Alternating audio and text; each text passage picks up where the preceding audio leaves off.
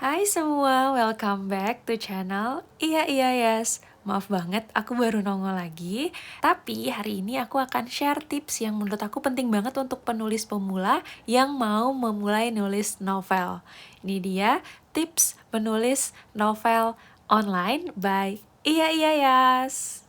Nah, karena judulnya adalah tips menulis novel online, jadi hal paling pertama yang harus kamu lakuin tentu saja find the platform. Kita harus menemukan platform yang tepat untuk kita sebagai seorang penulis. Gimana caranya? Caranya adalah tentukan platform yang paling cocok dengan kamu dan sesuai dengan cerita kamu. Kita tahu ya, sekarang banyak banget platform menulis online. Dan kalau kita lihat dari gambaran besarnya, platform-platform tersebut punya gaya dan ciri khasnya masing-masing. Jadi, coba kamu tentukan, kamu lihat mana yang paling cocok sama kamu, ataupun gaya menulis kamu, ataupun passion menulis kamu. Kamu bisa mulai dengan mempelajari teknis penulisan yang umum di platform tersebut. Misalnya, satu bab biasanya berapa banyak kata, satu cerita biasanya berapa bab. Perlu sequel atau prequel nggak ya cerita kamu? Atau cerita kamu berdiri sendiri atau punya universe? Nah, biasanya di platform tersebut, cerita yang kayak gimana yang paling disukai? Kamu lihat yang mana yang cocok dengan cerita kamu dan pilihlah platform itu. Selain itu, kamu juga tentu bisa lihat dari genre cerita yang kamu tulis ya. Kira-kira genre cerita kamu paling cocok nemplok di platform yang mana nih? Nah, pilihlah platform tersebut. Katakanlah kamu sudah melakukan riset terhadap platform yang kamu mau. Nah, sekarang waktunya untuk create the story. How? Ini dia cara-caranya. Yang pertama adalah dari judul dulu. Yes, kamu nggak salah dengar, tapi memang ada beberapa penulis yang menemukan judul dulu sebelum mereka mulai menulis cerita. Terkadang menciptakan cerita bisa dimulai dengan ditemukannya sebuah judul ataupun tagline untuk cerita tersebut. Misalnya, kamu tiba-tiba nemu satu frasa yaitu Hello Yellow. Nah, maka mungkin beberapa ide akan muncul berdasarkan frasa tersebut kan? Atau kamu tiba-tiba kepikiran kalimat The memories I try to forget. Nah, setelah kamu menemukan itu, pasti beberapa ide akan muncul di kepala kamu yang bisa menggambarkan judul tersebut menjadi sebuah cerita yang utuh gitu. Jadi nggak salah kok untuk mulai menulis dan mendapatkan ide dari judul dulu. Nah, ini contohnya. Kalau misalnya kamu tadi menemukan Hello Yellow, kira-kira cerita macam apa sih yang bisa kamu dapatkan dari judul tersebut? Misalnya, kuning adalah warna yang identik dengan sesuatu yang cerah. Maka kuning sering menggambarkan kebahagiaan, keceriaan, keramahan. Mungkin cerita dengan judul ini akan berisi tentang seseorang yang murung, tidak punya kebahagiaan, nggak tahu alasan bahagia, yang kemudian menemukan warna kuning dalam hidupnya. Tentu saja itu misalnya adalah kehadiran atau kemunculan tokoh lain yang nantinya akan membantu dia berubah. Contoh berikutnya, kalau misalnya judul cerita kamu adalah The Memories I Try to Forget, mungkin ini lebih terbuka untuk berbagai genre, ya kan? Ini bisa aja memoriesnya ini kan tentang romantisme, bisa juga tentang pembunuhan, bisa juga tentang apapun itu. Tapi seperti judulnya, cerita yang akan muncul pasti tentang seseorang yang berjuang untuk melupakan ingatan buruk. Tapi ingatan buruk macam apa yang dia punya? Nah, itulah momen, itulah saat kamu menggali ide-ide tersebut walaupun tadinya hanya dari sebuah judul, kamu bisa memiliki ide cerita yang utuh. Jadi balik lagi ke poin utamanya, nggak masalah banget kalau kita adalah tipe yang menemukan judul dulu, baru kita menemukan ide cerita yang utuh. Kamu pernah nggak kayak gini? Kalau pernah boleh dong share di kolom komentar. Tapi selain judul, kita juga bisa pakai yang lain, yaitu karakter. Nah, sama halnya dengan menemukan judul, menciptakan karakter lebih dulu juga bisa menjadi langkah awal untuk mengembangkan sebuah cerita. Karakter utama kan harus dibuat secara kompleks ya, secara utuh ya. Nah, itu akan membuat kita sebagai penulis menemukan permasalahan yang mungkin dihadapi oleh karakter tersebut, ataupun hal-hal yang menjadi keinginan terbesarnya. Sehingga, dari yang tadinya hanya karakter aja, bisa kita kembangkan menjadi sebuah ide atau sebuah cerita yang sangat utuh. Jadi bisa banget kamu mulai dari karakter dulu, kamu menemukan tokoh yang mau kamu tulis dulu.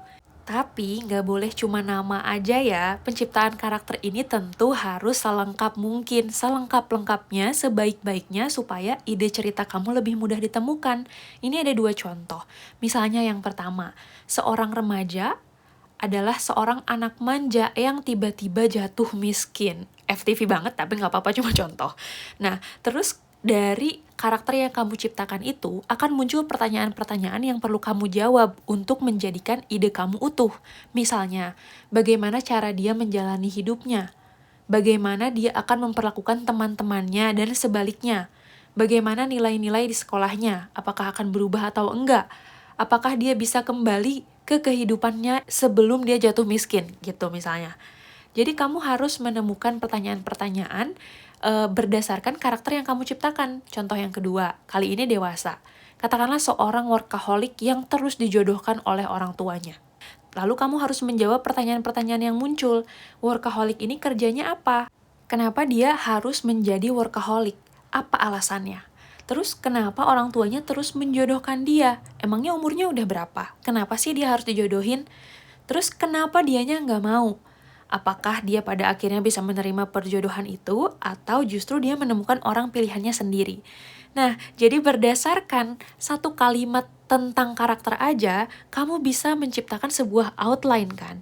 Karena akan muncul pertanyaan-pertanyaan yang nantinya perlu kamu jawab, yang kalau kamu rangkai, kalau kamu susun, itu bisa menjadi sebuah sinopsis cerita yang utuh. Jadi selain pakai judul, kamu juga bisa pakai karakter untuk membuat cerita. Habis ini apa lagi ya? Yap, nggak bosan-bosan aku untuk bilang kalau kita bisa banget memulai pakai what if atau bagaimana jika. Konsep bagaimana jika ini bisa sangat-sangat berguna bagi penulis pemula. Soalnya ini akan memaksa kita menemukan sebuah masalah hingga akhirnya kita bisa lebih mudah untuk mengembangkannya ke dalam sebuah cerita yang utuh. Hal ini juga secara nggak langsung bisa membuat kita memikirkan sesuatu seliar dan seunik mungkin. Ini paling cocok kalau misalnya kamu adalah penulis cerita misteri, fantasi, atau apapun sih sebenarnya. Tapi pokoknya jangan meremehkan konsep what if, karena ini bisa sangat berguna untuk memulai cerita. Kalau misalnya kamu nggak bisa pakai judul dulu, nggak bisa pakai karakter dulu, cobalah pakai what if. Ini contohnya. Yang pertama, bagaimana jika seorang anak yang memiliki masalah di sekolah tiba-tiba menemukan sebuah dunia baru di dalam cermin? Ini terinspirasi dari novel Kastel Terpencil di Dalam Cermin, terjemahan Jepang, kalian bisa baca juga. Atau kalau kita bikin sendiri misalnya, bagaimana jika ada sebuah pulau yang semua penduduknya tidak bisa bicara? Bagaimana jika idola kamu jadi tetangga kamu? Bagaimana jika seorang anak yang bisa melihat makhluk halus menemukan sahabat kecilnya datang sebagai arwah penasaran dan meminta pertolongan? Bayangkan, kamu bisa menciptakan bagaimana jika seliar mungkin, lalu kamu temukan jawaban-jawaban dari pertanyaan yang mungkin muncul karena bagaimana jika ini. Kita ambil contoh yang pertama, bagaimana jika ada sebuah pulau yang semua penduduknya tidak bicara? Pasti akan muncul pertanyaan, kenapa si tokoh utama harus pergi ke pulau itu? Apa yang dia cari? Lalu apa yang akan menolong dia kalau semua orang nggak bisa bicara? Kira-kira apa yang sebenarnya disembunyikan oleh tempat itu? Atau apa yang terjadi sebelumnya yang harus dia gali, harus dia cari yang berpengaruh pada konflik utama, pada alur besar cerita? Kayak gitu. Jadi temukanlah pertanyaan-pertanyaan yang terkait dengan bagaimana jika yang kamu ciptakan. Nah, itu dia 3 hal yang menurut aku bisa membantu banget untuk kamu mulai menulis cerita. Dan tentu saja, yang paling penting adalah kamu harus menyelesaikan cerita kamu. Selain ini, aku juga ada tips lain seperti tips untuk menciptakan karakternya, ataupun tips untuk membuat outline-nya. Tapi akan aku bikin di video berikutnya yang semoga bisa cepat dan segera aku post. Nah, supaya aku semangat, jangan lupa untuk tekan tombol subscribe, like, ataupun tulis sesuatu di kolom komentar ya. Terima kasih sudah menonton video ini sampai selesai. Semoga kamu tetap sehat dan bahagia. Sampai ketemu di video berikutnya. Bye-bye.